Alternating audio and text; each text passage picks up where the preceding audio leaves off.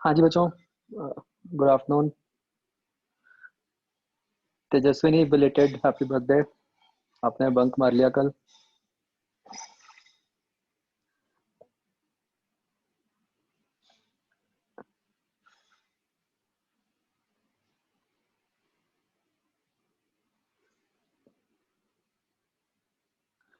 कल ना कल अमिताभ का बर्थडे था, उसने भी गाना गाया था, तो फिर वो आज आपको गाना होगा।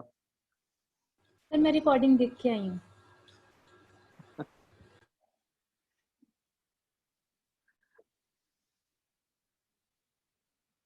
रिकॉर्डिंग से आपने लेट शुरू की थी ना? आपने पूछा हाँ भी था मेरे से, रिकॉर्डिंग शुरू कर दी तब और नहीं थी। हाँ, वो जान के लेट शुरू की थी हमने। सर तब रिकॉर्डिंग तब से शुरू थी जब से ब्लैक था बिल्कुल और सिर्फ वीडियो वाला साइन था। हाँ, तो वो तो दूसरी बार था ना, दूसरा सेशन था, उससे पहले एक और सेशन था।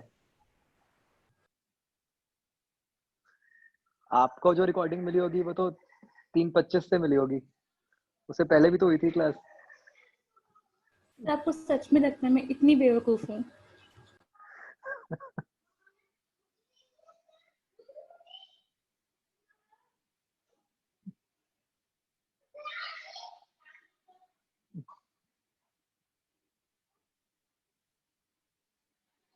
चलो।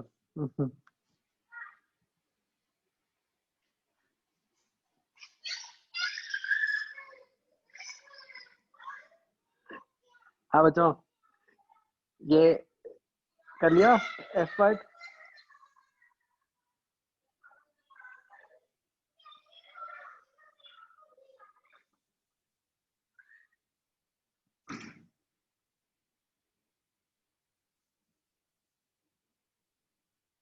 यस, साथ में सॉल्व एग्जांपल्स भी।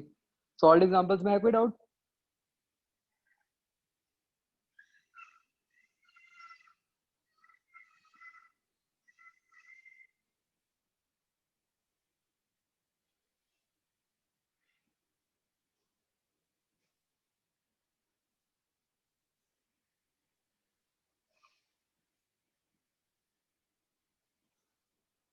हाँ जी, इसमें बच्चों एफ पार्ट।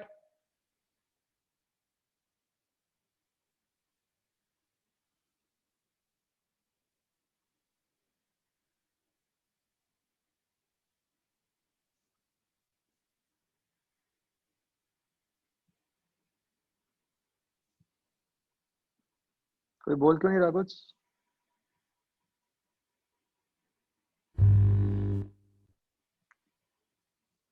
नहीं है क्या डाउट? बता दो फिर।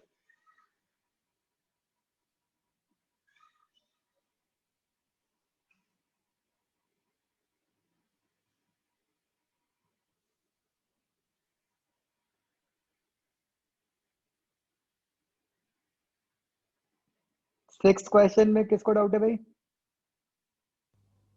मैसेज सेंड किया आपको।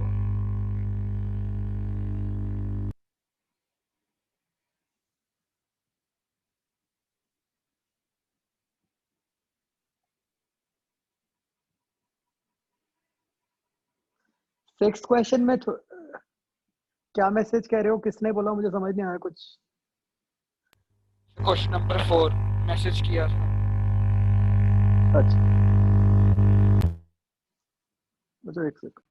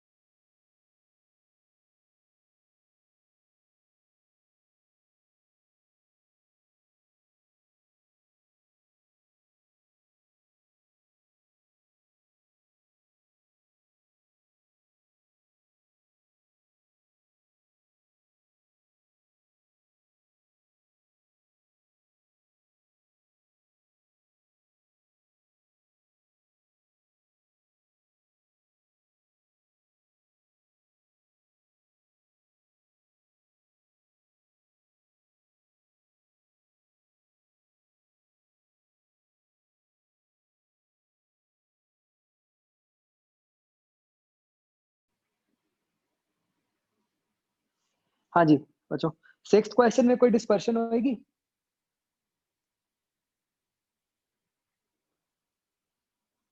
फोर्थ अभी के लिए छोड़ दो बच्चों, ठीक है। अभी हमें पता नहीं रेंस में क्या होता है। सिक्स्थ में तो कोई डिस्पर्शन ही नहीं होगी, सिंगल वेवलेंथ की तो लाइट इंसिडेंट किया हमने, तो वो तो जबरदस्ती कहानी लिखी है, राइट।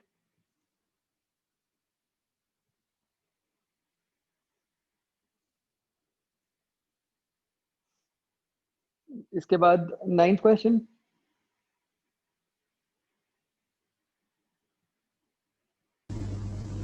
सर हाँ जी, क्वेश्चन नंबर 8 में हमको a1/a2 is equal to n2 minus 1 upon n1 minus 1 ऐसे करेंगे ना हम? Achromatic combination,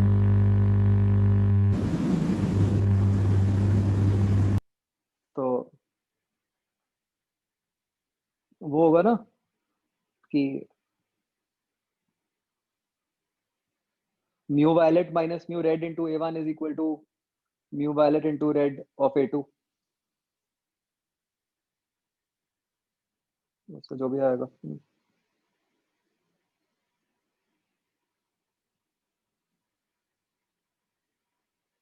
mu violet minus mu red into a को इक्वेट करना है फॉर बोथ प्रिज्म्स।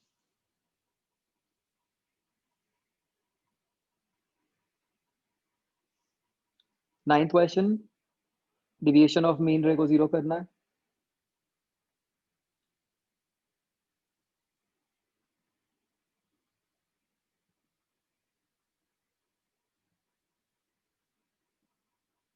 तो बस इसमें 1.62 minus 1 into 6 is equal to, नहीं नहीं सर, सॉल्व करने वाला नहीं है। हाँ मैंने यहाँ पे ये पूछना था, वही वाली बात है ना कल वाली, यहाँ पे हम ये बोल रहे हैं ना कि हमने मीन रे की डिविएशन को जीरो कर रहा है, ना कि मीन डिविएशन को। यस,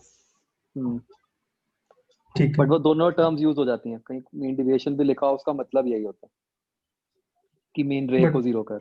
बात तो बिल्कुल अलग अलग होगी ना, दोनों के एक्सप्रेशन ही अलग थे, तो हम कौन सा वाला यूज करें? कौन सा एक्सप्रेशन? एक्सप्रेशन तो एक ही अगर किया आप, हमने।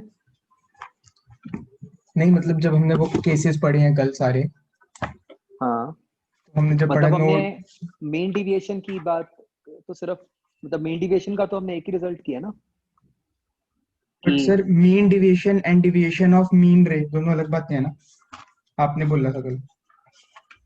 मैंने कहा था इस चैप्टर में उसको एक ही मानते हैं। वैसे अगर आप बिल्कुल स्ट्रिक्ट डेफिनेशन के हिसाब से लोगे तो अलग हो जाएगा। हाँ यहाँ पे जी, हम उससे ही काम चला लेते हैं सीधा, मतलब यहाँ पे अगर लिखा आएगा तो उसका मतलब वही है, ये कह रहा हूँ मैं।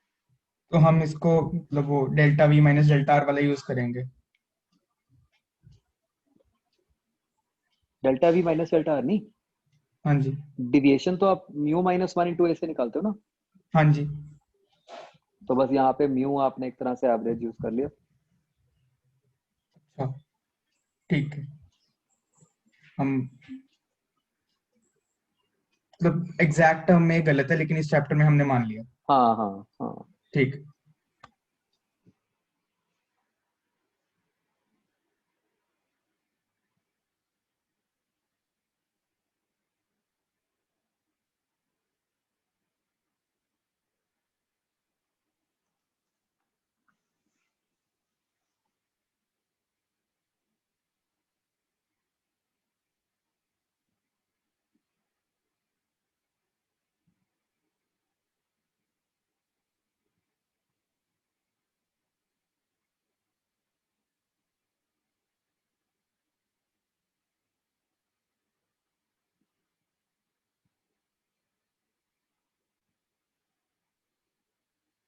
अब जैसे टेंथ क्वेश्चन है, टेंथ क्वेश्चन में आपको ये कहा है कि there is no deviation of incident light.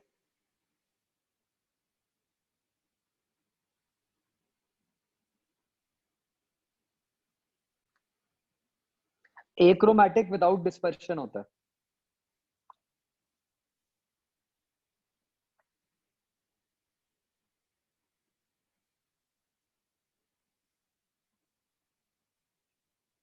अब 10th में बच्चों कैसे करोगे? 10th में डिविएशन 0 कैसे करोगे?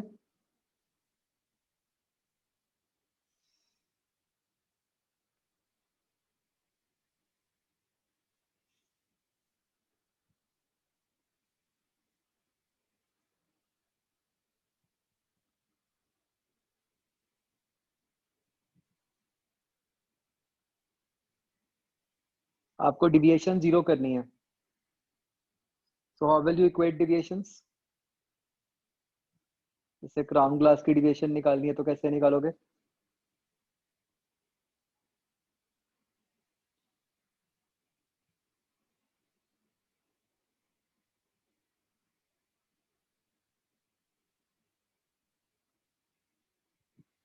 मतलब वो डेल्टा निकालोगे कैसे? डेल्टा 1 इक्वल टू डेल्टा 2 करने के लिए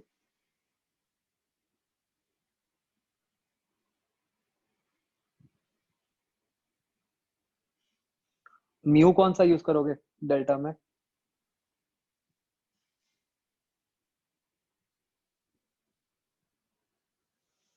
कोई बोल क्यों नहीं रहा है? करा नहीं क्या कुछ? तो एवरेज लेना पड़ेगा ना इसमें, म्यू वन मतलब 1.51 प्लस 1.49 बाय 2 करके, ठीक है?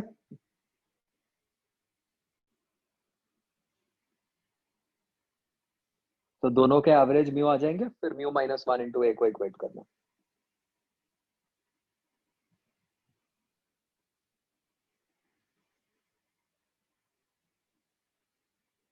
हाँ जी बच्चों, एक्सरसाइज 1।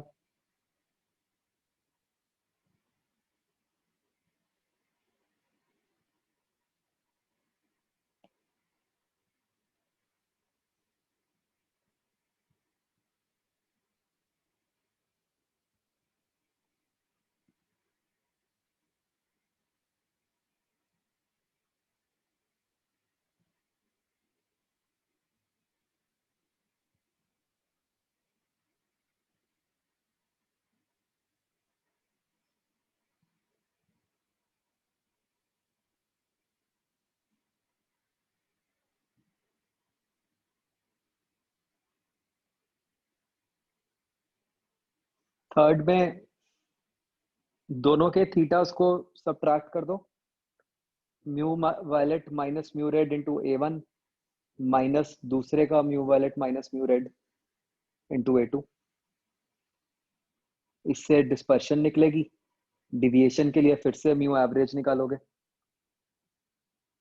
और फिर म्यू एवरेज माइनस 1 इंटू ए दोनों का निकाल के उसको माइनस करोगे। एंगल ऑफ डेविएशन 0.8 आ रहा है, 0 आ गया। क्या? एंगल ऑफ डेविएशन 0.8 आ रहा है। बच्चों 13th का आंसर मैच कर रहा है?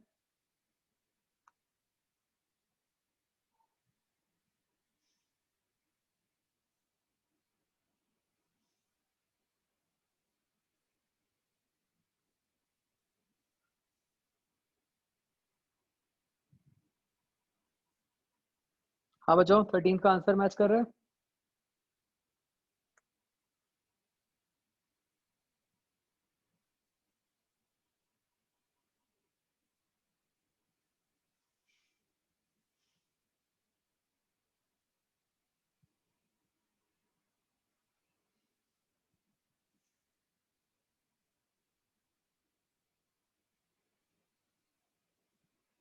निम्रत, आंसर मैच कर रहा है 13th का?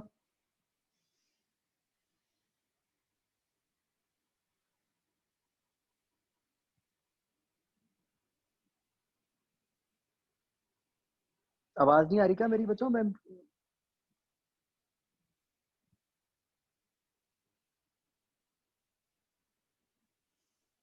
बच्चों आवाज आ रही है मेरी?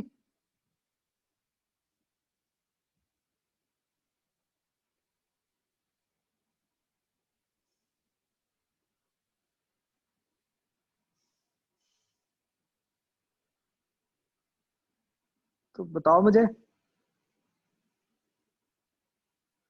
कौन कौन होमवर्क करके आया, मुझे सही सही बताओ।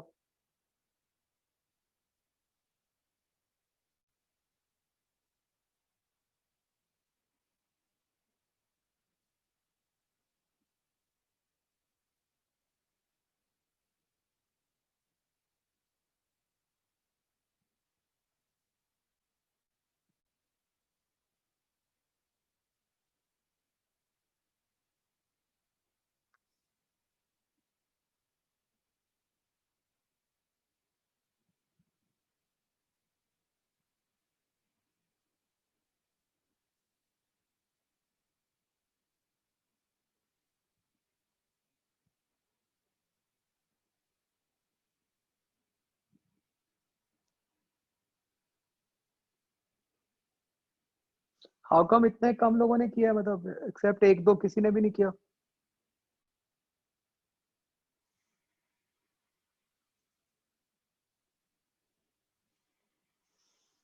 थर्टींथ का तो ठीक है आंसर।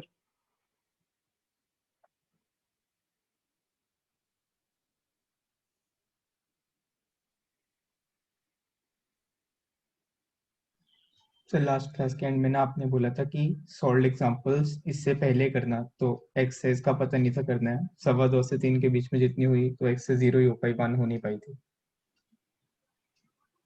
तो नहीं, तो मैंने ये कहा था क्या कि 2.25 से 3 में ही काम करना है, नहीं और कहीं मतलब नहीं आपने करना है? बोला था कि इससे पहले सॉल्व, मतलब इसके क्वेश्चन करने से पहले सॉल्व एग्जांपल जरूर कर लेना, तो ये नहीं पता था कि इसकी आज ये आप डिस्कस कर लोगे पार्ट आज।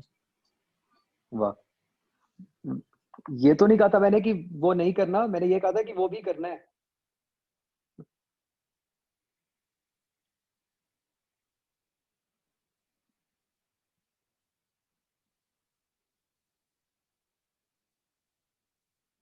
बच्चों मुझे आंसर करो, क्यों नहीं करके आए? मैं नहीं पढ़ाऊंगा इससे आगे।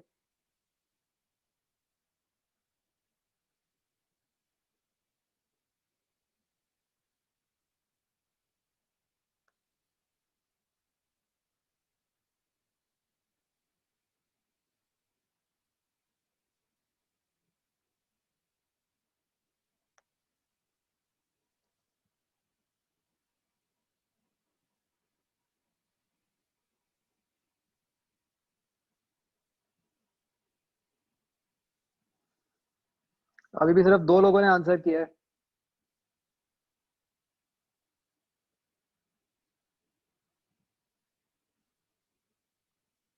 कोई पार्टी दी थी क्या तेजस्विनी अमिताभ ने, जिसमें सब गए हुए थे?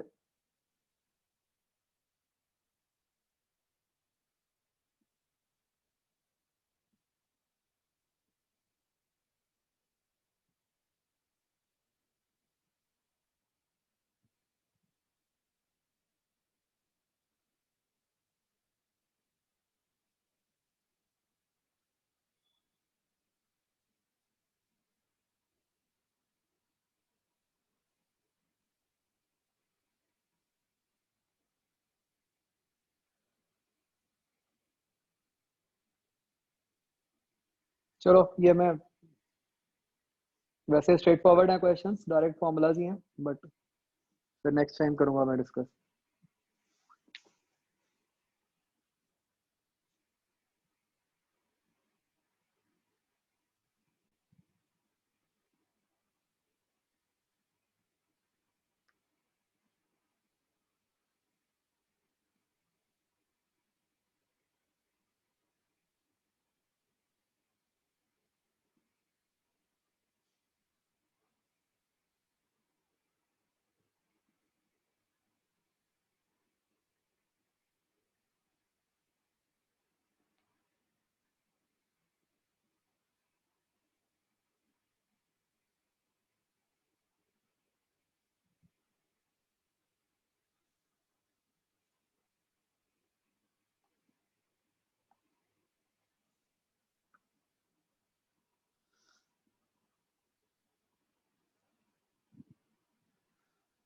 तो next topic is reflection from curved surfaces. ठीक है, sorry, refraction from curved surfaces, गलत लिख दिया।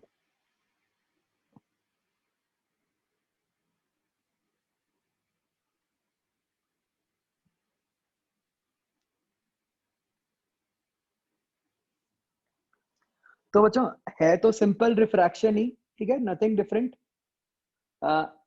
बस अब प्लेन सरफेस होने की जगह वो कर्व्ड सरफेस हो जाएगी। वही स्नेल्स लॉ लगना है, सब कुछ वही है। ठीक है, सिर्फ क्या फर्क है, कर्व्ड सरफेस हो गई। जैसे हम सीधा एक एग्जांपल से स्टार्ट कर सकते हैं।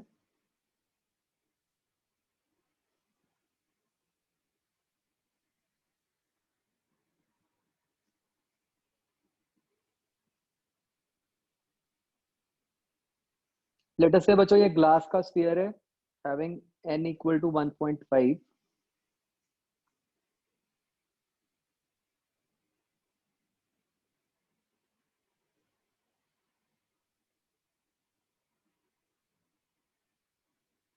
ये एक लाइट रे आ रही है एट अ हाइट r/2, इस ग्लास स्फीयर का रेडियस r है।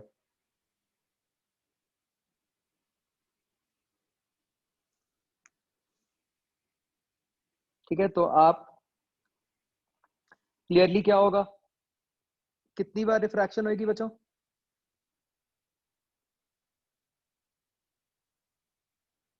दो बार, है ना? तो आप टोटल डिविएशन निकालो।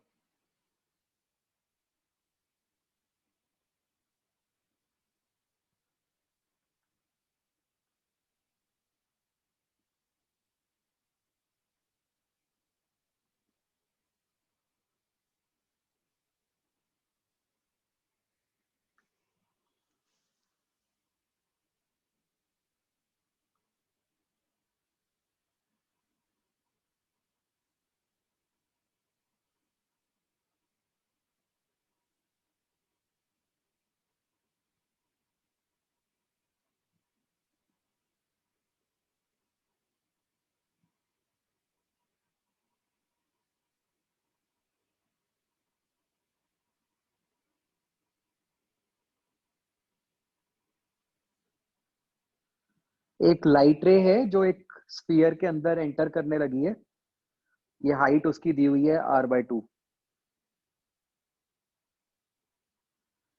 तो लाइट रे की दो बार रिफ्रैक्शन होएगी, एक बार एंटर करते हुए, एक बार आगे एग्जिट करते हुए। तो आपको बताना है कि टोटल कितनी डिविएशन होएगी इस लाइट रे में।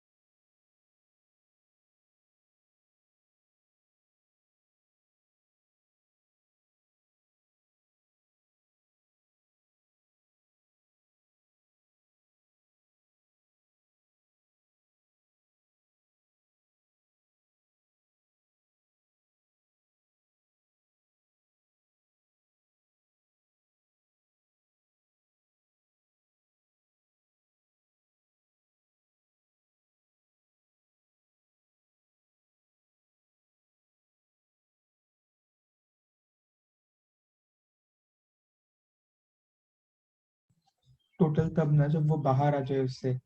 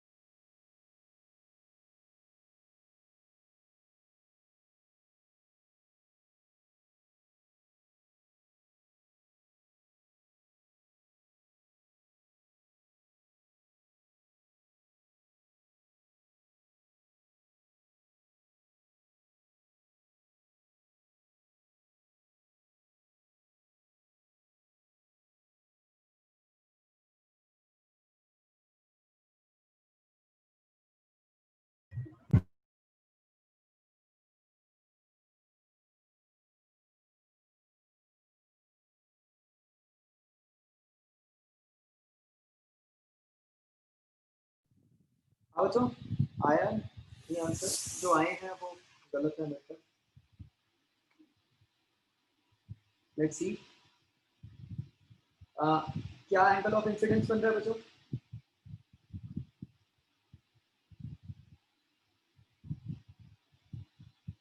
थर्टी है ना? तो ये लाइट रे it will bend towards normal, तो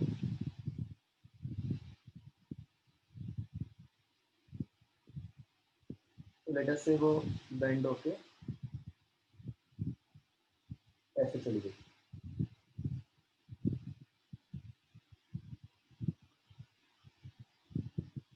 तो ये एंगल थीटा बन गया स्नेल्स लॉ से। अब बताओ ये एंगल कितना बनेगा?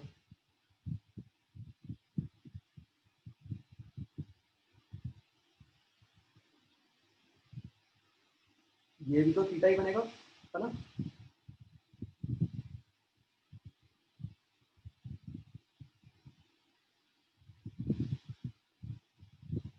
आइसोसेलेस ट्रायंगल, और यहाँ से द रे will bend away from the normal.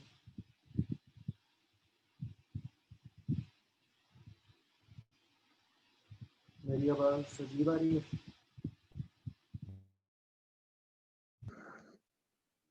अब कुछ ठीक हुई मेरी आवाज?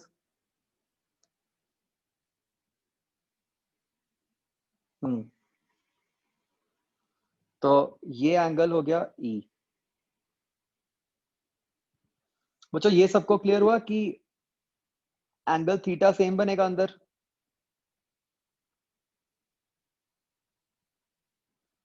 अब फर्स्ट सरफेस पे स्नेल्स लॉ लगाओ, क्या बना? sin 30 is equal to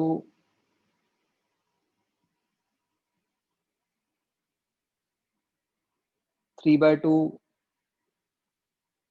sine theta.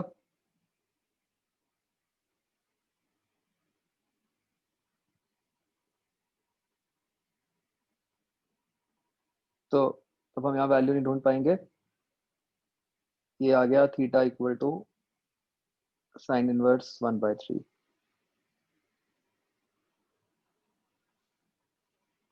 अब जब हम सेकंड सरफेस पे लगाएंगे बच्चों,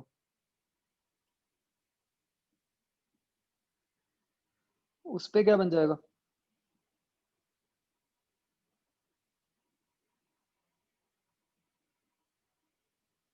three by two sine theta is equal to sine e. Correct? तो अगर आप देखो वो सेम ही बन गया। जो फर्स्ट सरफेस पे स्नेल्स लॉ बना था बिल्कुल सेम बन गया सेकंड सरफेस पे।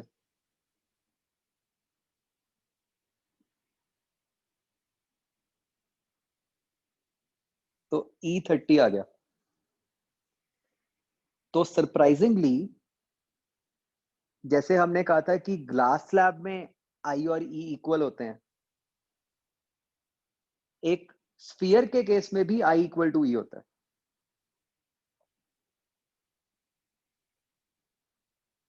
है ना? ये देख रहे हो बच्चों?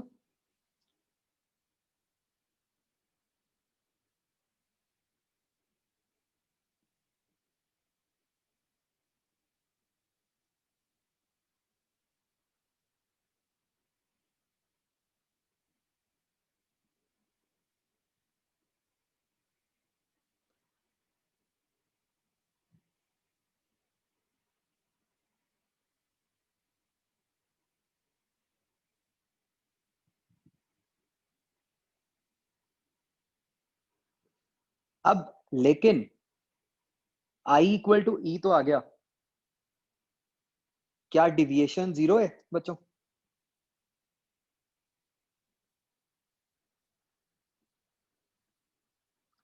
अब ध्यान से सोचो, इसको ग्लास स्लैब से कंपेयर करो और फिर बताओ कि डिविएशन जीरो है या नहीं है। अगर जीरो नहीं है तो क्यों नहीं है?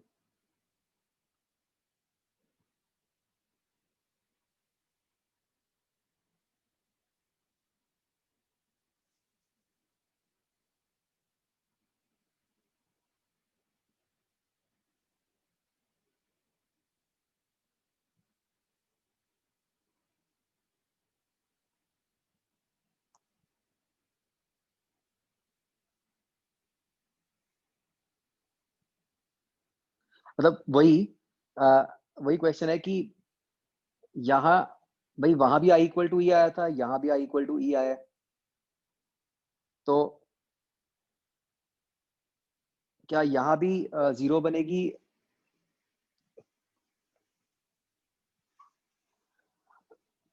डिविएशन या नहीं बनेगी? फिगर देख के तो लग रहा है कि नहीं है।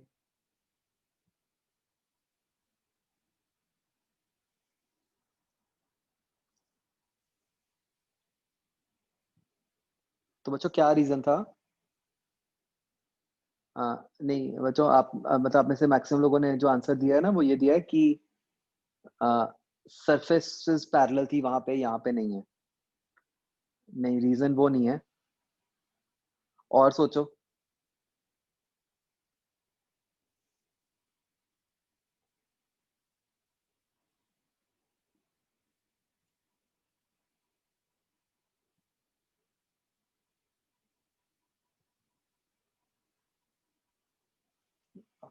इस केस में डिविएशन 0 क्यों नहीं आ रही?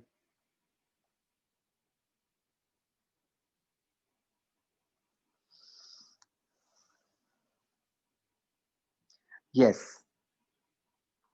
वहां पे बच्चों आप ग्लास स्लैब वाला केस देखोगे, अगर वहां पे क्या हो रहा था कि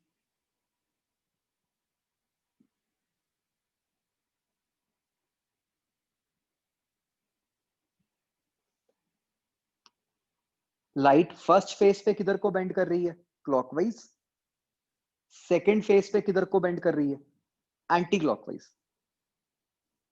ठीक है, लाइट बेंड तो सेम अमाउंट से कर रही थी दोनों फेसेस पे, बट एक फेस पे क्लॉकवाइज कर रही थी, दूसरे फेस पे उतने ही एंगल से एंटी क्लॉकवाइज कर रही थी।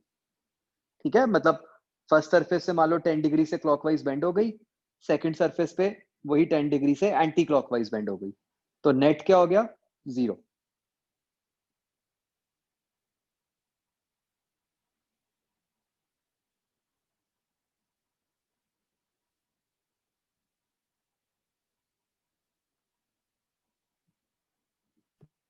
क्या ये बात समझ आती है बच्चों? वेयर एज अगर आप अभी वाला केस देखोगे अपना, यहां पे क्या हो रहा है? जो डिविएशन हो रही है, ये फर्स्ट फेस पे हुई 30 माइनस थीटा से क्लॉकवाइज, और सेकंड फेस पे भी ये डिविएशन क्लॉकवाइज ही हुई।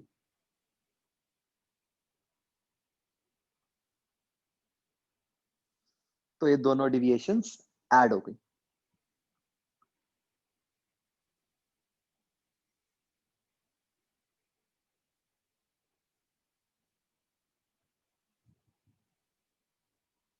तो इस केस में total deviation will be 30 minus theta plus 30 minus theta is equal to 2 times 30 minus theta, where theta हमें पता है कि ऊपर जो है वैल्यू।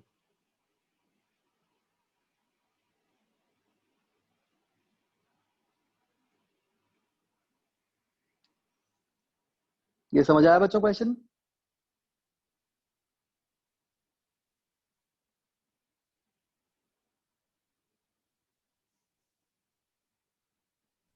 जिसका सर, नवल आपका ठीक था क्या आंसर? हाँ जी। सर वो बता दो सर कि जब स्फीयर से सर बाहर जा रही होगी तब सर डेविएशन क्या कहाँ पे हो रही है सर? हाँ, जिसका नवल ठीक था आपका। वो आपने पहला भी साइन इनवर्स में लिख दिया ना, मैंने वो पढ़ा नहीं, मैंने कहा 2 साइन इनवर्स कहाँ से आ गए।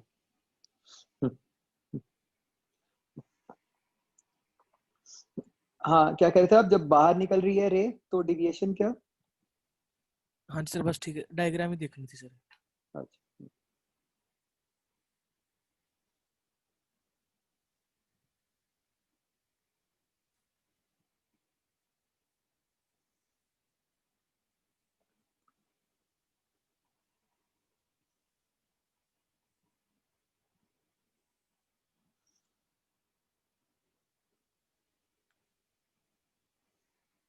तो जो डिविएशन है, अगर आप उसको देखो ध्यान से, फर्स्ट सरफेस पे भी डिविएशन क्लॉकवाइज हो रही है और सेकंड सरफेस पे भी डिविएशन जो है वो क्लॉकवाइज हो रही है। ठीक है, तो वो दोनों डिविएशंस ऐड हो गई।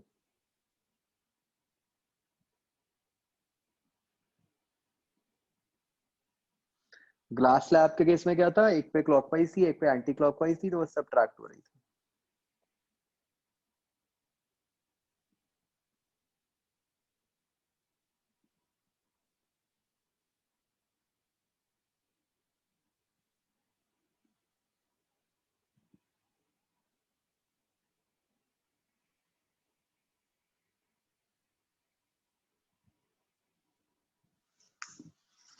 ठीक है, तो वंस अगेन फिजिक्स तो वही है ना, स्नेल्स लॉ तो वही है, सिर्फ ज्योमेट्री चेंज हो गई सिचुएशन की।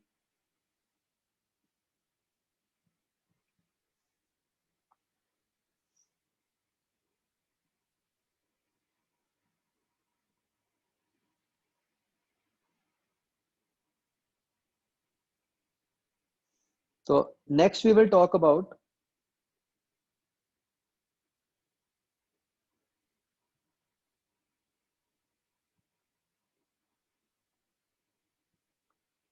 image formation by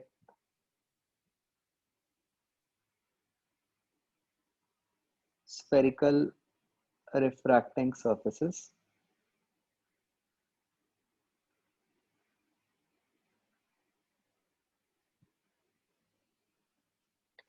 यहाँ बच्चों हमारी assumption क्या है कि जो हमने पहले बात की थी, पैराक्सियल रेज,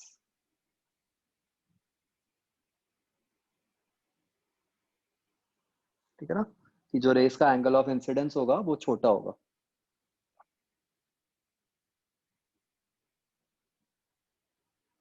तो मतलब हम किस टाइप की सिचुएशंस के साथ बच्चों डील करना चाह रहे हैं, जैसे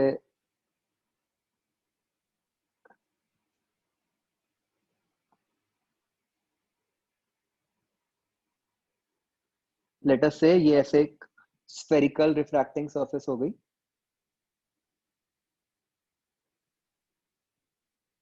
मतलब एक साइड पे मीडियम मान लो एयर है, दूसरी साइड पे मीडियम कुछ भी एन है, या इधर n1 कह दो, दूसरी साइड n2 कह दो।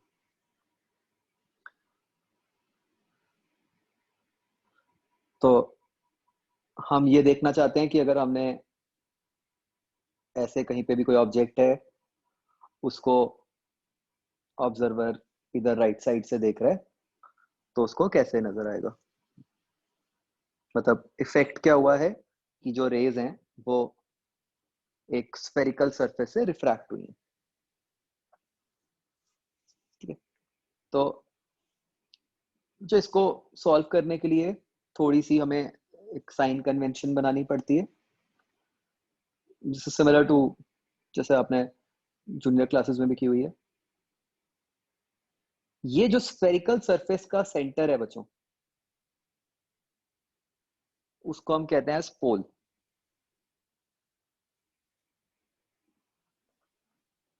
ठीक है, और अच्छा बच्चों एक बात माइंड में रखना, ये स्फेरिकल सरफेस है, मतलब ये 2D फिगर नहीं है, ये 3D फिगर है, मतलब ये स्फीयर का थोड़ा सा पार्ट है।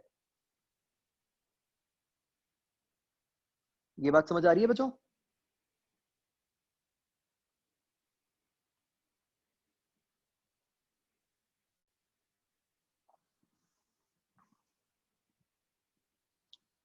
ये मतलब जो सरफेस बनी हुई है वो स्फीयर का पार्ट है।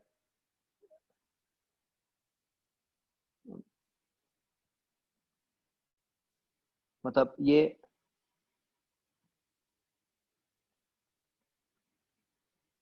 इस तरीके से एक स्फीयर कंप्लीट हो जाएगा पूरा।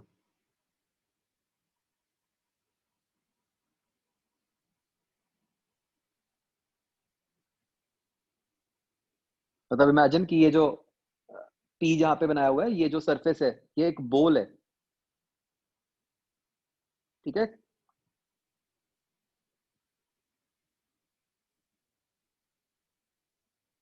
जैसे कटोरी टाइप्स, है ना।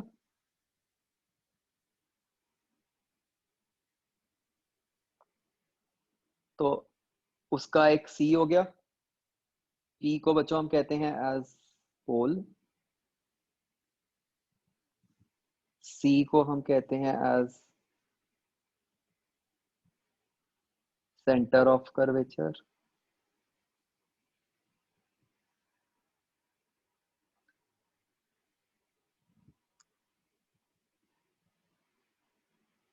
ये इस सरफेस का जो भी रेडियस बनेगा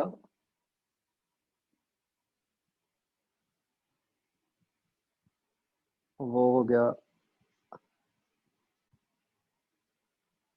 रेडियस ऑफ कर्वेचर।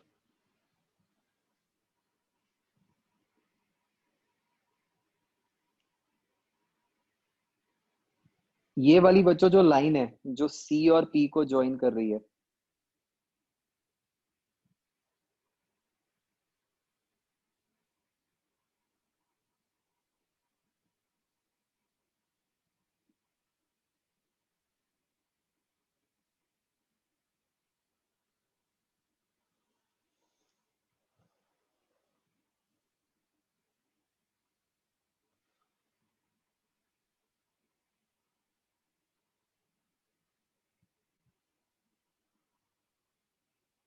इसको हम कहते हैं प्रिंसिपल एक्सिस।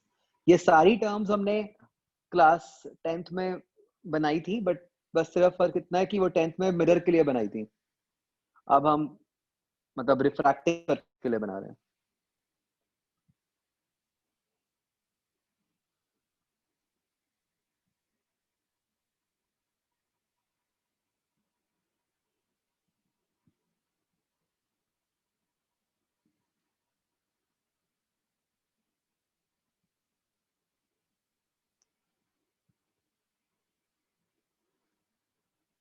ठीक है।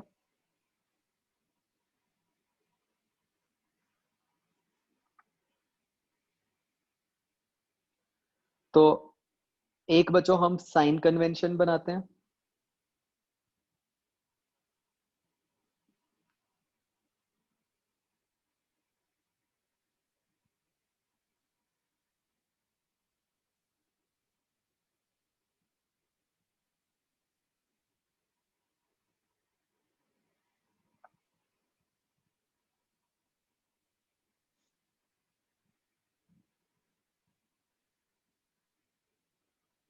साइन कन्वेंशन में बच्चों क्या होता है?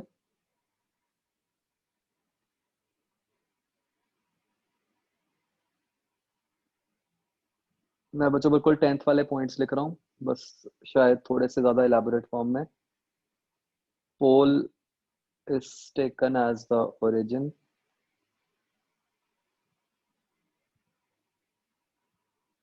जितने हॉरिजॉन्टल डिस्टेंसेस हैं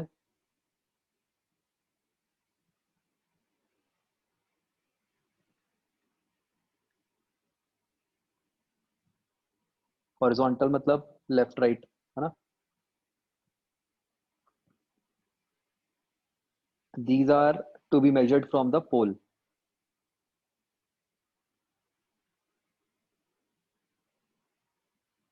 मतलब हम ये बात करेंगे कि एक पॉइंट पी से कितना लेफ्ट पे है या कितना राइट पे है, ठीक है। मतलब मेजर हमेशा पी से करना है। कोई भी डिस्टेंस अगर हम मेजर करने लगे तो पी से स्टार्ट करना है वो डिस्टेंस। मतलब अगर मान लो हमने रेडियस भी मेजर करना है तो हम क्या कहेंगे कि हम पी से सी की तरफ जा रहे हैं।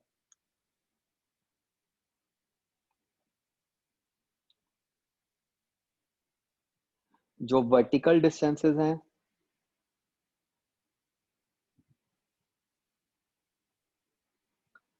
वो प्रिंसिपल एक्सिस से मेजर होंगे।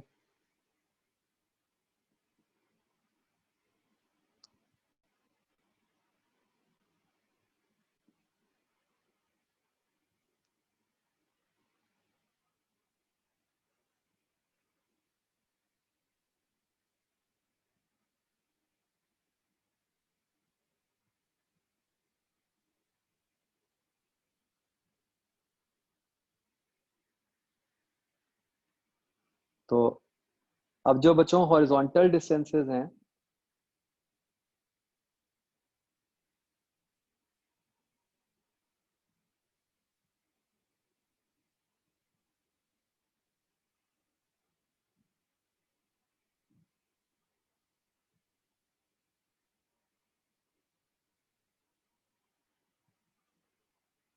along direction of light,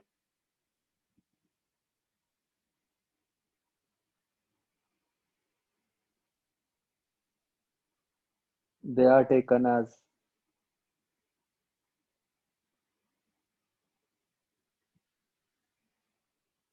positive, और ऑब्वियसली जो लाइट की ऑपोजिट डायरेक्शन होगी वो नेगेटिव होगी। और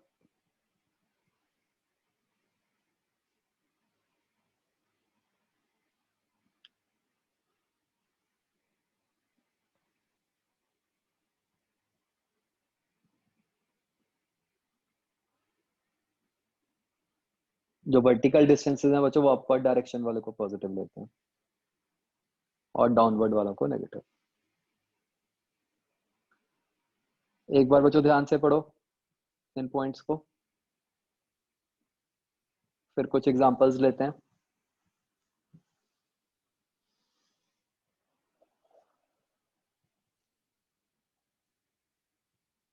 मतलब ये बिल्कुल सेम है, क्लास 10th वाली साइन कन्वेंशन है, बस मैंने क्या किया है उसको और क्लियरली लिख दिया थोड़ा हॉरिजॉन्टल वर्टिकल डिस्टेंसेस की फॉर्म में।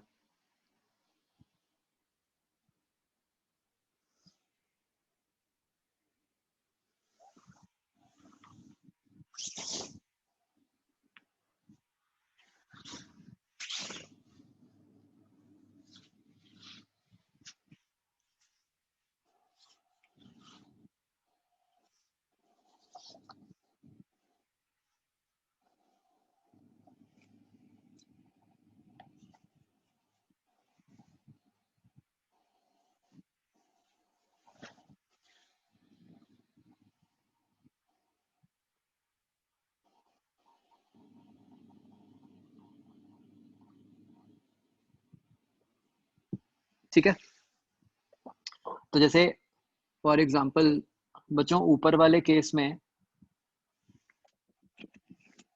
जो रेडियस ऑफ कर्वेचर होगा उसको हम पॉजिटिव बोलेंगे या नेगेटिव?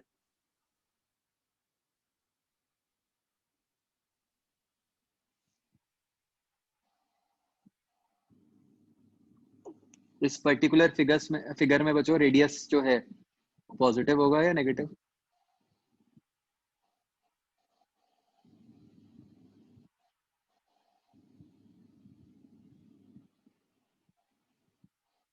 नेगेटिव होगा। ठीक है, पी से मेजर करेंगे हम, पी से सी की तरफ जाएंगे। ठीक है, तो it will be negative. What can we say about the object distance?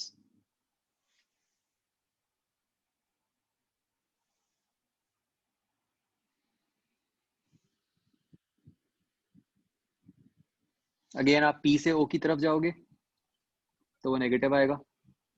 Height तो राइट की तरफ ही जा रही होगी ना ओ से। हाँ जी, हाँ वही बोल रहा था कि हमने रेडियस को फर्स्ट ये मान के बोला ना कि लाइट ओ से ही जा रही है। हाँ हाँ, फिर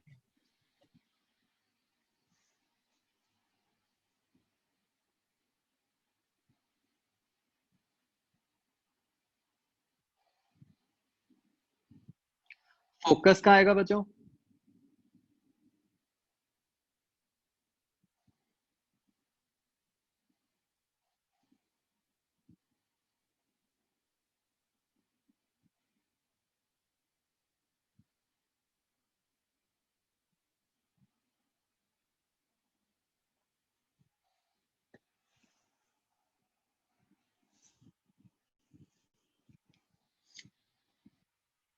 बोलो भाई।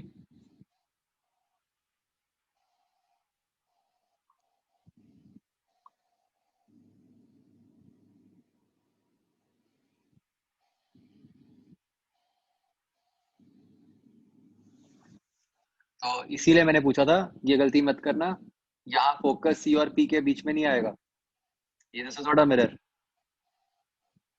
ठीक है। यहाँ पे नहीं है वो relation r equal to f equal to r/2, नहीं तो मैं लिखवा ही देता।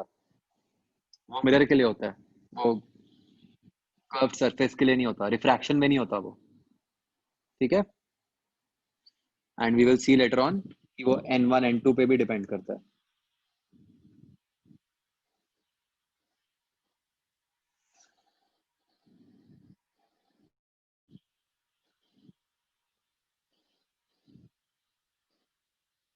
नहीं, रेडियस आप वर्टिकली कैसे मेजर करोगे? आपको स्टार्ट तो पी से ही करना पड़ेगा ना, वो तुम्हारी फर्स्ट कंडीशन है कि जो मेजर करना है वो स्टार्ट पी से ही होना चाहिए।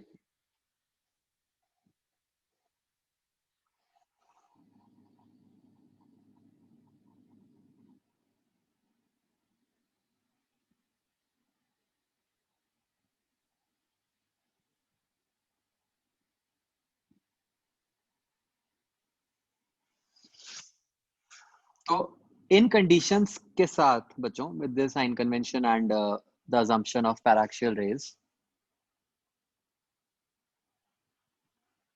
यहाँ पे कोई शिफ्ट वाला रिजल्ट नहीं आता।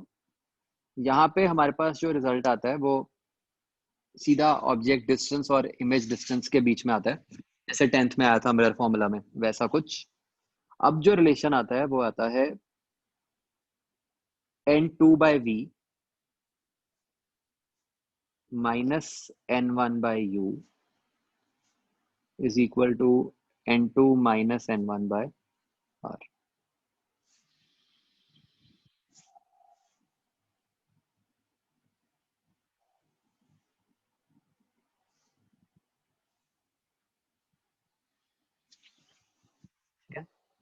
जैसे तब मिरर फॉर्मूला में आया था 1/u plus 1/v equal to 1/f।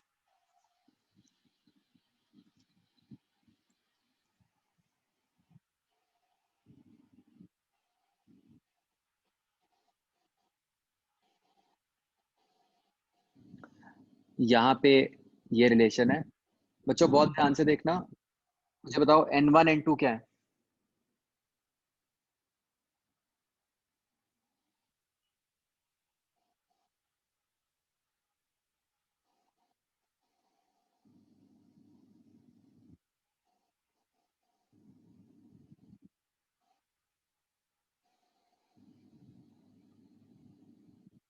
मतलब किसके रिफ्रैक्टिव इंडेक्स में? यस, रिफ्रैक्टिव इंडेक्स कहाँ है?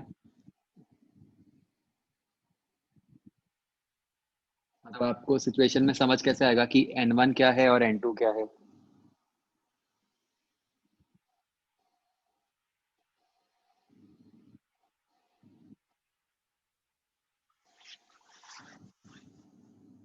तो नहीं, इसमें आपने ऐसे याद रखना है, n1 is refractive index of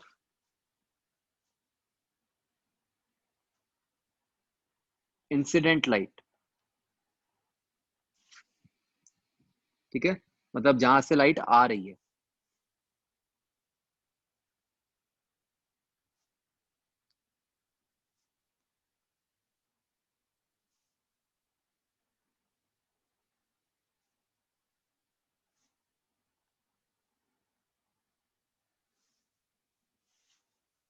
और n2 हुआ कहाँ का रिफ्रैक्टिव इंडेक्स?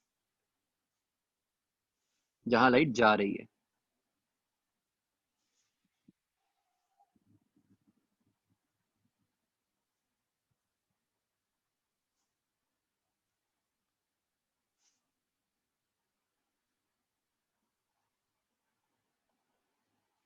ठीक है बच्चों, तो आपका ऑब्जेक्ट जहां मर्जी हो, इमेज जहां मर्जी हो, n1 n2 इसी के बेसिस पे आएंगे।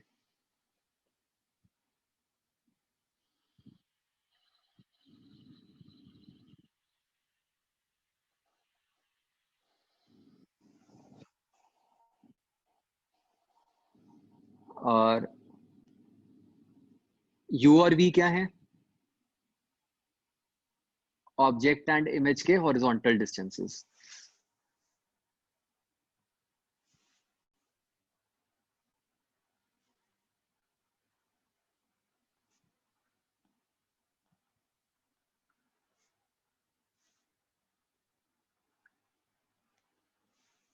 ठीक है, of course from point P।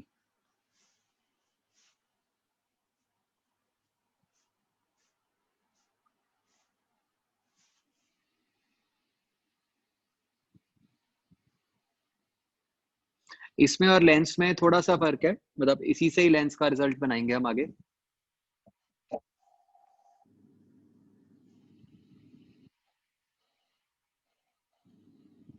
And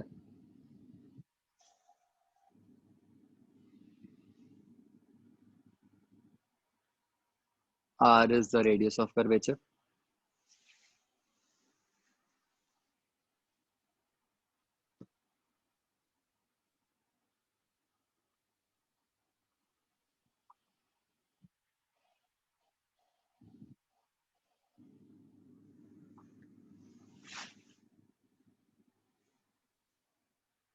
इसकी वजह डेरिवेशन करेंगे, बट अभी नहीं कर रहे, इट्स नॉट इम्पोर्टेंट, बताऊंगा मैं कैसे आता है।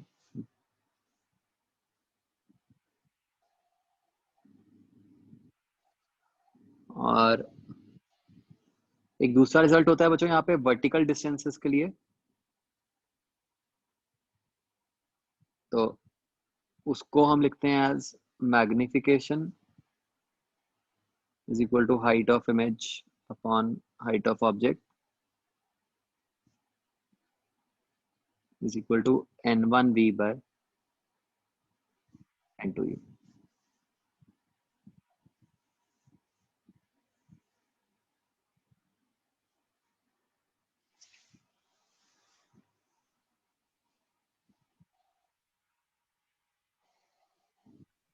Excuse me sir. हाँ जी, सर एक बार कंफर्म कर दो, vertical distances in upward directions are taken as, positive. ऊपर शायद नेगेटिव लिखा है उल्टा वर्टिकल, उल्टा। Fifth point. अरे हाँ, उल्टा लिख दिया, ये नेगेटिव नहीं बच्चों, पॉजिटिव आएगा यहाँ। ये बच्चों प्लीज ठीक कर लो।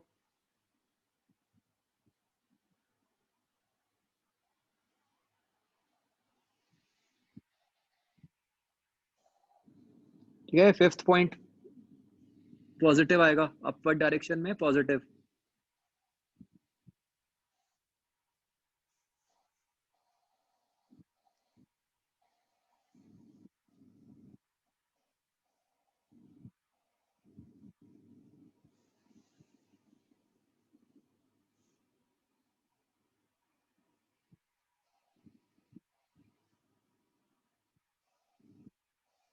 तो बच्चों जो ऊपर वाला रिजल्ट हुआ ये हॉरिजॉन्टल डिस्टेंसेस के लिए हुआ यूवी, नीचे वाला जो है एच आई एच ओ ये हुआ फॉर वर्टिकल डिस्टेंसेस।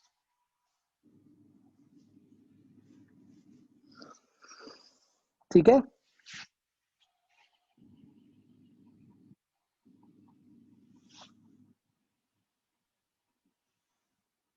जैसे अगर हम एग्जांपल ट्राई करें,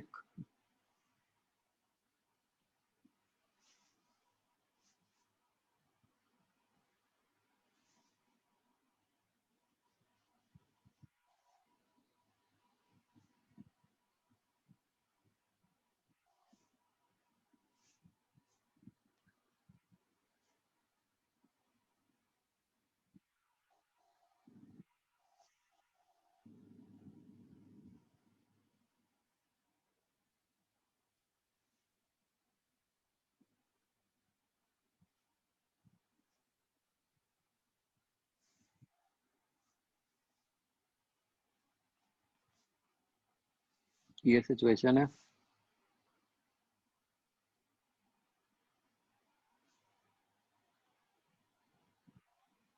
question is find position and final size of image.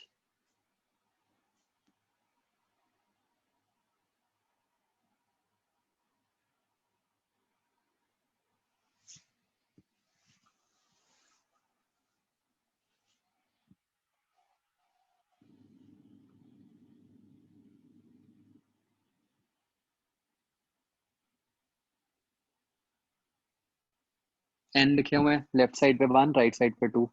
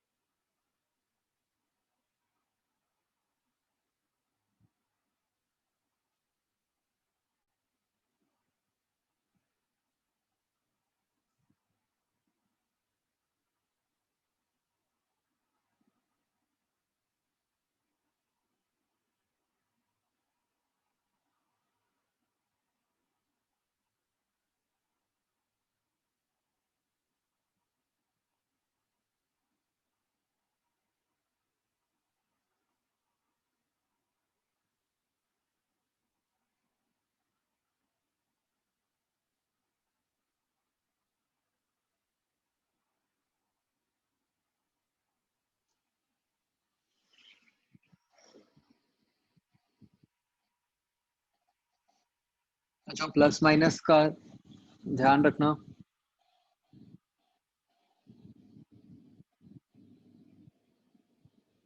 अलग अलग आंसर हैं सबके।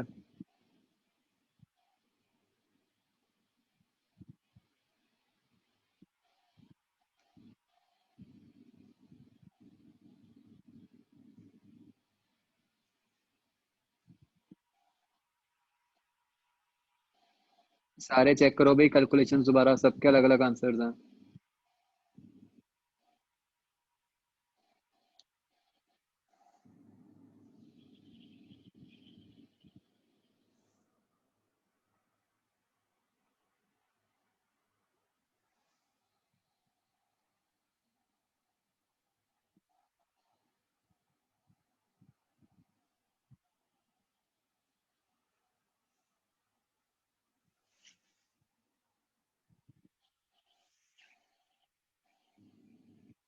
साइज ऑफ इमेज मतलब HI।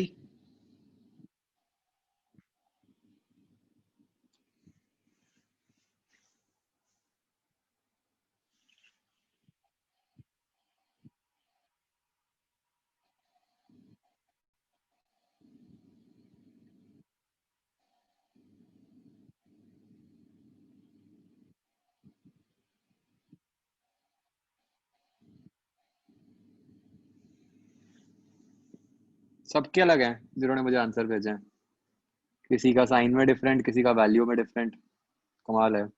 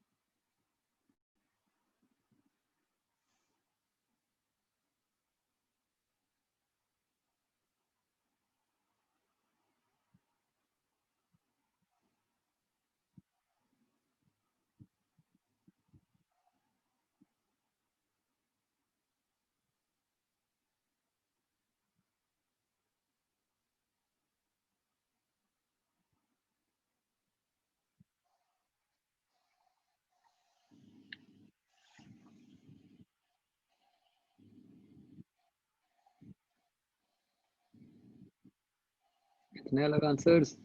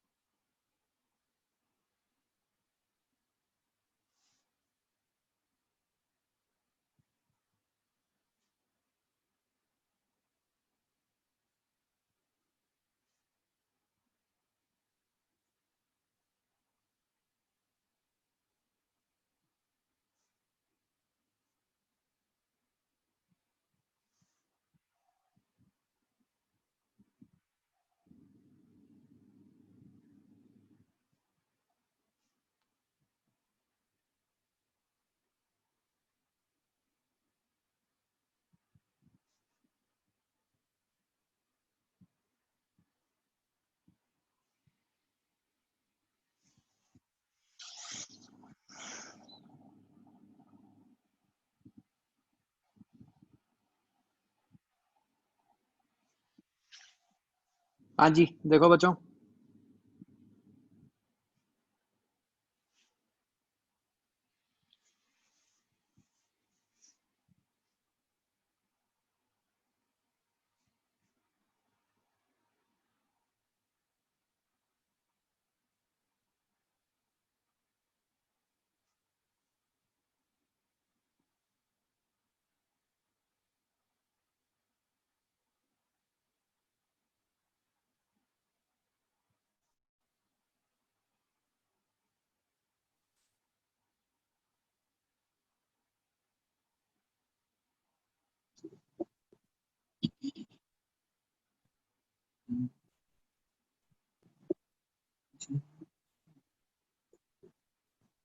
And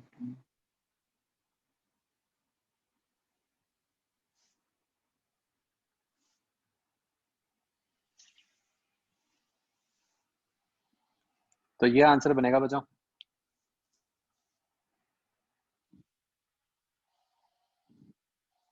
-240/7 and 4/7। इसका ठीक था, देखें करमन।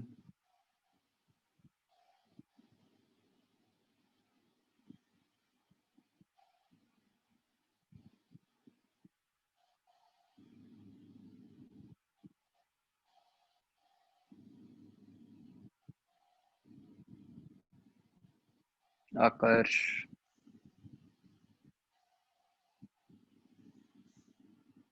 चकरमन का बाद में ठीक था। ओजस का ठीक था। Very good.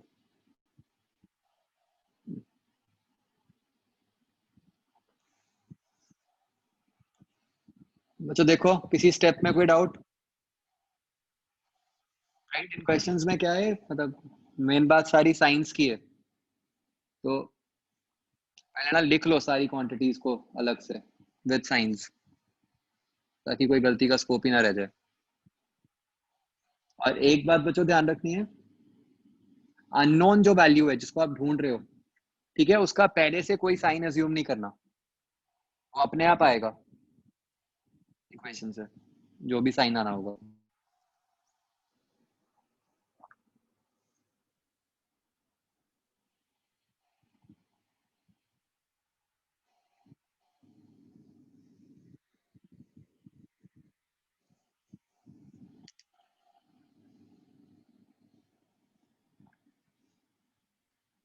The questions yes बिल्कुल डायरेक्ट फॉर्मूला बेस ही आएंगे, बट अगेन साइन का ही ध्यान रखना है, साइन में ही गलती होती है।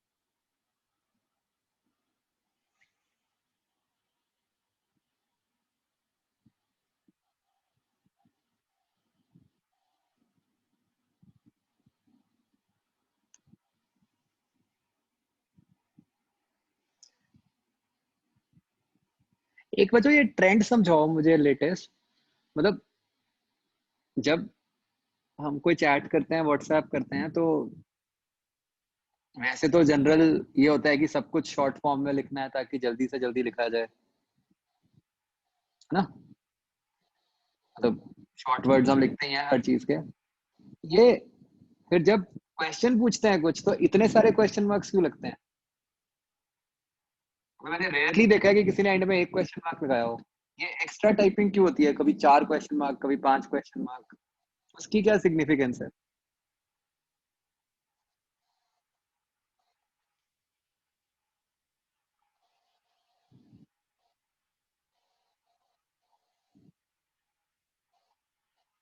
Means how important question is. अच्छा अच्छा, एक दिखता नहीं या इनडायरेक्टली कहने का तरीका कि भाई जल्दी बता।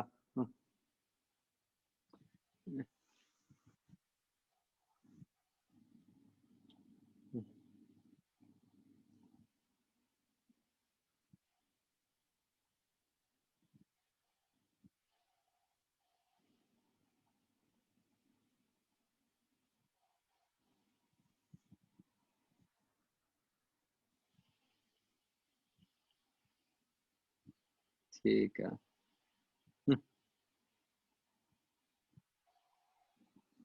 मैग्निफिकेशन यही होती है, एम जो लिखा है बच्चों, इसको लिख लो, एम इज मैग्निफिकेशन।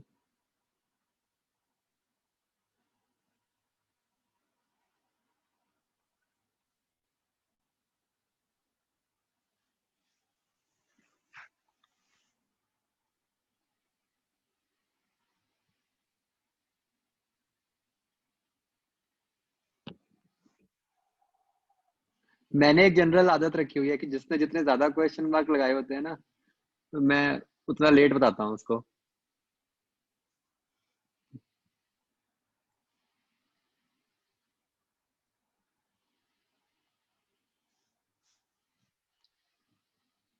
मतलब ऐसे ही मजे के लिए, मतलब कोई वो नहीं।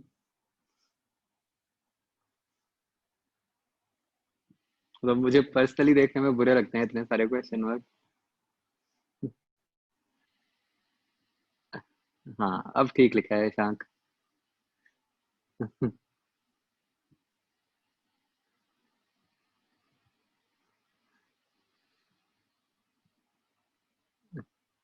तो ईएम वेव्स की एक्सरसाइज 2 हम अगली क्लास में बच्चों डिस्कस करेंगे, वो जितने भी क्वेश्चन है मैं आज भेज दूंगा आपको।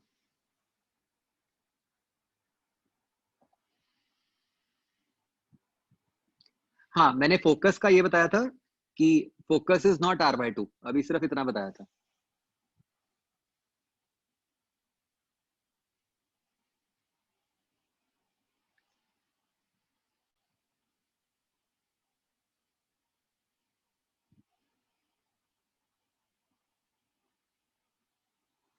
आकर्ष ने कहा कि क्वेश्चन मार्क ही नहीं लगाते, फुल स्टॉप ही लगा दिया।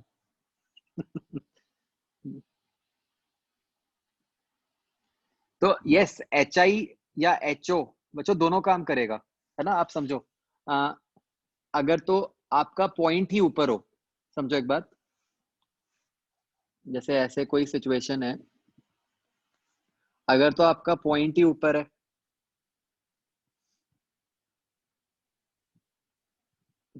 तो भी ये एच ओ हो गया, और अगर आपका ऑब्जेक्ट ही इस साइज का है तो भी एच ओ है। मतलब फॉर्मूला को इससे कोई फर्क नहीं पड़ रहा।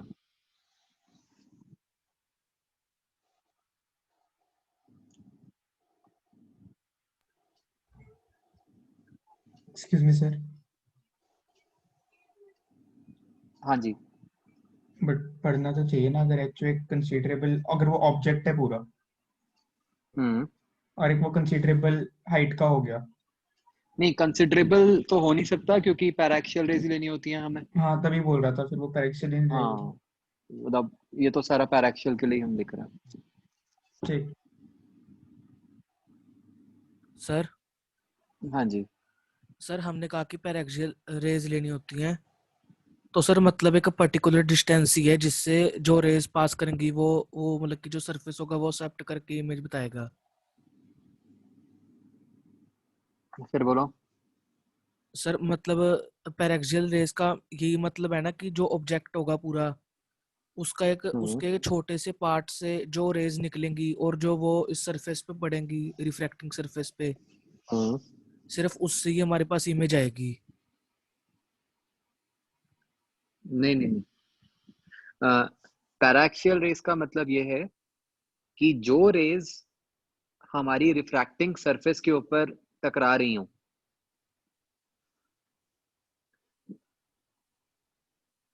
ये बच्चों डेफिनेशन लिख ही लो पैराक्सियल की, मुझे ख्याल नहीं आ रहा पहले हमने लिखी थी कि नहीं।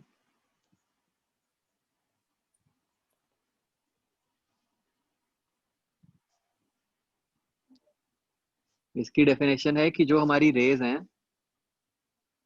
They are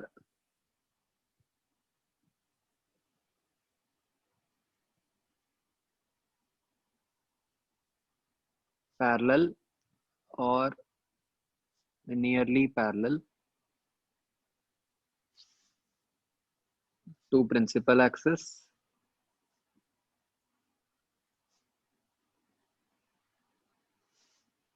and close to it.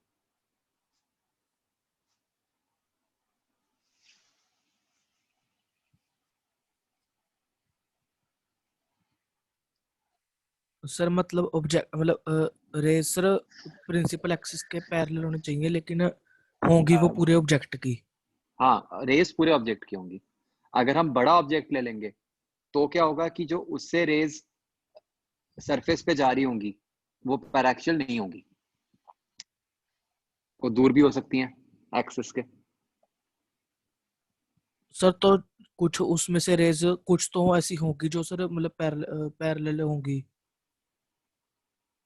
हाँ, पैरेलल भी होंगी। हाँ, तो सर हमें सिर्फ उतने से पार्ट की इमेज दिखेगी। नहीं नहीं नहीं, हम वैसे नहीं करते। मतलब हम, वो अजीब हो जाएगा। हम ये कहते हैं कि हम इमेज बनाएंगे उस केस की जहाँ पे सारी की सारी रेस पैराक्सियल हो। हम ऐसे केस की बात नहीं कर सकते जहाँ पे हम ये कहें कि भाई कुछ रेस पैराक्सियल है और कुछ रेस पैराक्सियल नहीं है, फिर तो प्रॉपर इमेज ही नहीं बनेगी। Okay sir. मतलब हम इमेज की बात तभी करेंगे जब सारी रेस पैराक्सियल है। Okay sir. पैराक्सियल रेज में कितनी की रेंज आ जाएगी ये डिपेंड करता है कि आपने वो कौन सा लिया है, सरफेस कैसी नहीं लिया है, कितनी बड़ी ली है। नहीं, वो मतलब जनरली ये होता है कंडीशन की एंगल ऑफ इंसिडेंस जो है वो 5 डिग्री से कम होना चाहिए। बट हमारे को जो सिचुएशन दी होती है उसमें हमेशा पैराक्सियल वाला ही लगेगा, मतलब और कोई तरीका ही नहीं है बेसिकली।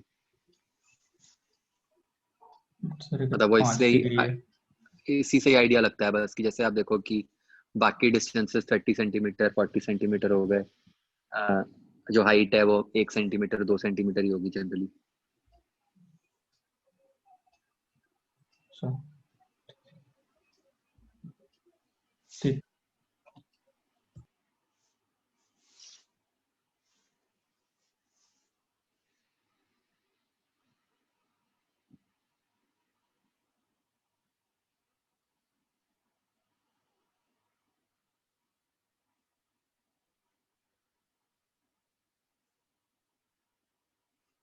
तो इस केस में बच्चों अगर हमें फोकस निकालना है, ठीक है, फोकस का मतलब क्या होता है बच्चों?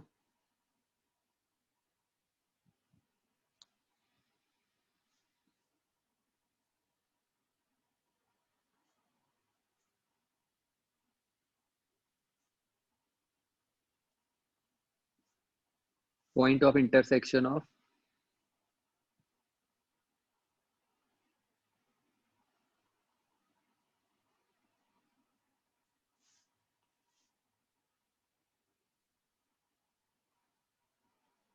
पैरेलल रेज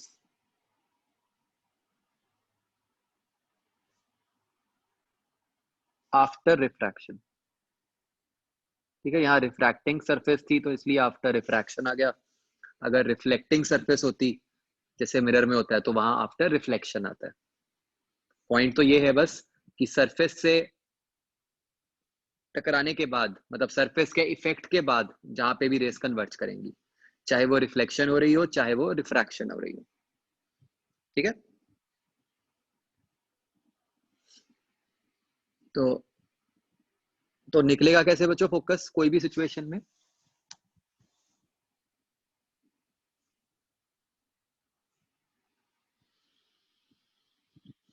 कि basically we find v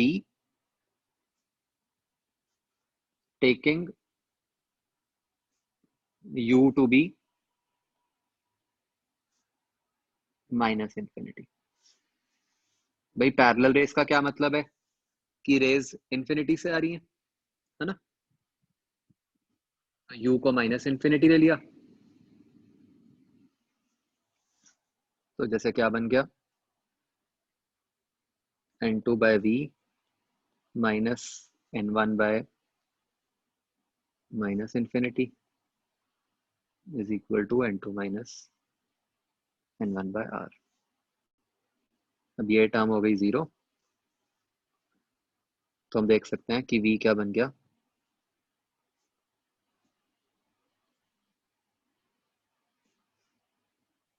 n2r over n2 minus n1।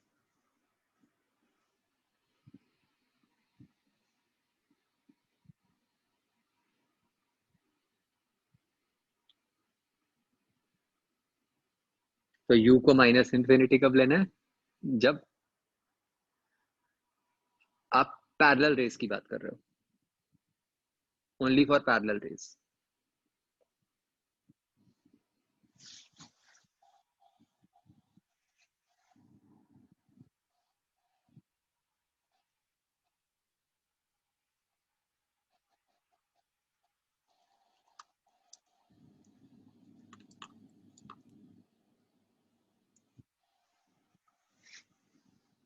ठीक है बच्चों, समझ आया?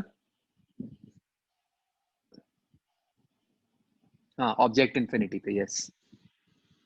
मतलब हम पैरेलल रेस मानते हैं कि ऑब्जेक्ट इन्फिनिटी पे।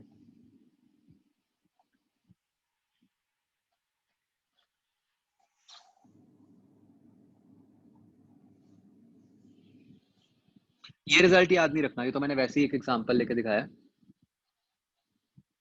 कि बस ये कंसेप्ट याद रखना है कि किसी भी केस में फोकस कैसे निकालना है,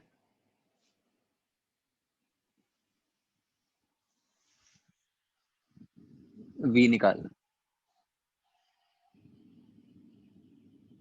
तो आप देख सकते हो n1 n2 की वैल्यूज पे डिपेंडेंट, r की वैल्यू पे डिपेंडेंट, ये v पॉजिटिव भी आ सकता है, नेगेटिव भी आ सकता है, राइट?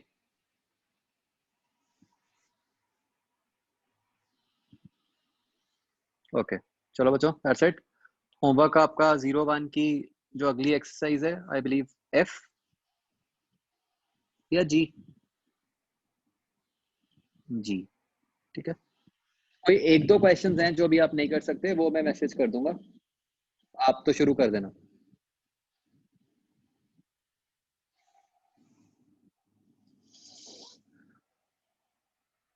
हमारी कल क्लास है बच्चों?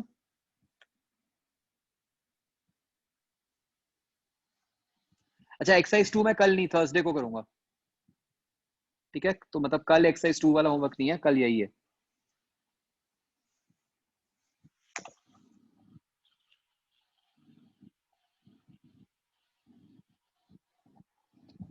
चलो